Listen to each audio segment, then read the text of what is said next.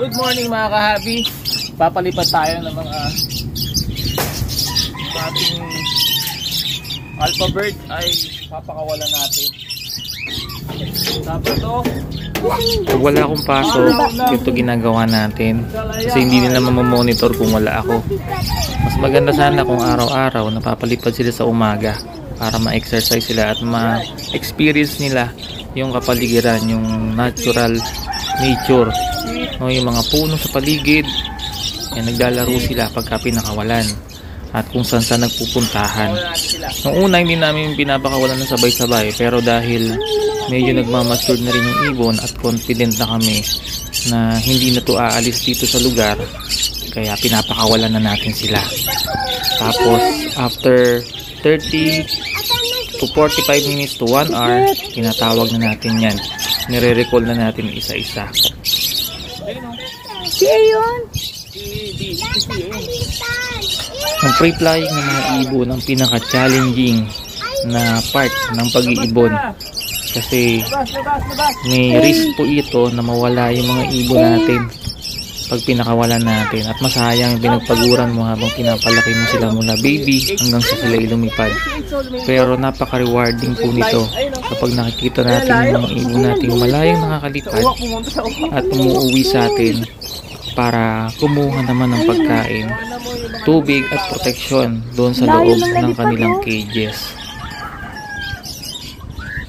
Sa hobby ng pag-iibon, hindi tayo after lang sa kinikita o kikitain natin sa pagbibreed ng ganitong mga ibon.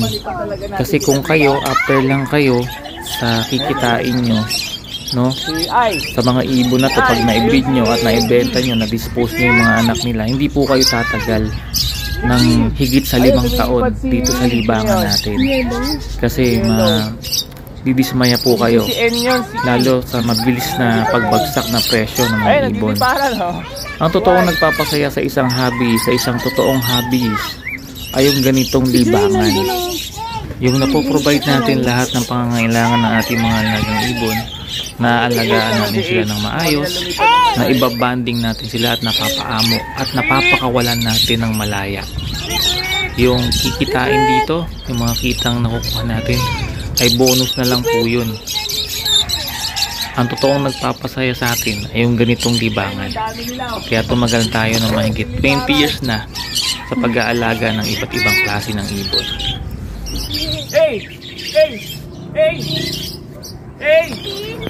Ang free-flying ng mga ibon ay isang magandang family bonding din sa bawat members ng pamilya. Kasi natututo sila ng disiplina at responsibilidad sa pag-aalaga nito mga ibon na to. Ayun si Wayo. Why? Ayun, naipad o. Ayun, nagliparan. Ayun o. Retweet! Retweet! Huwag kayo dyan! Retweet! Nagliliparan. Ayun, ang layo ng isa. Retweet! Ayun, baka nagliliparan o. Ayun o. Lagyan natin isa-isa. Repeat! Repeat! Come! Okay, check natin mga kahabi isa-isa kung kompleto ba yung mga alpha birds natin. Si A. Ayun si A. Si B. Dalawang B. Yan dito. Si C.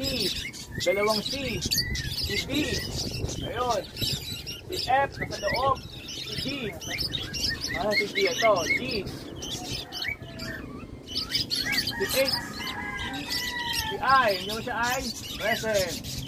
Si J. Kulay white. Ayun. Si J yata yung wala. Wala si J. Ay, wala si J. Di pa umuwi. Si J nasa loob. Si L. M. Si N. Yung palid. Oh, si N wala. N. Alam mo tapayin si M eh. O. O sa katipi. Yan dito. Si Q, si R. Wala si A. Wala pang S. Wala pang T. Wala pang U. Wala pang. Meron ng B. W. X, Y. Nandito si Y. Dalawa yung wala. Ano sabi ko kanina? Sino wala? Si U. Si J. Saka si N. M, saka si J, wala. Si L, ayun o. J! Tweet! Si J, saka si N. No? J! Ito maliit na yan. J! O, diba sabi tayo, mabalik si J. Kasi, Balik na. J! Ang layo ng pinasal ni Jay. Bumalik si J. Kulang na lang na isa, si N. Si N. Si N. Muwi ka na.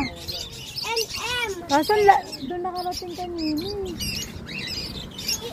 Ito na si N, nakabalik. Kakabi sa'yo, babalik si N eh. Oh.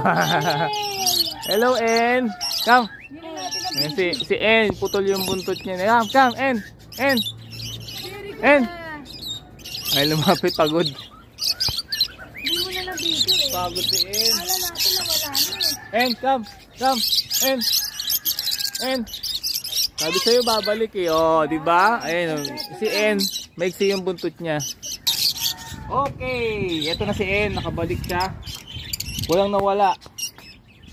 Mahirap talaga pagka sabay-sabay natin sila pinapakawalan.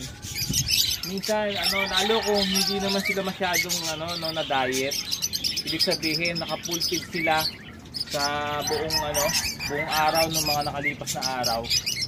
Sila excited sila lumipad, talagang lumalayo. Buti, nakakabalik naman. Saka hinahanap nila yung huli ng mga kasama nila eh.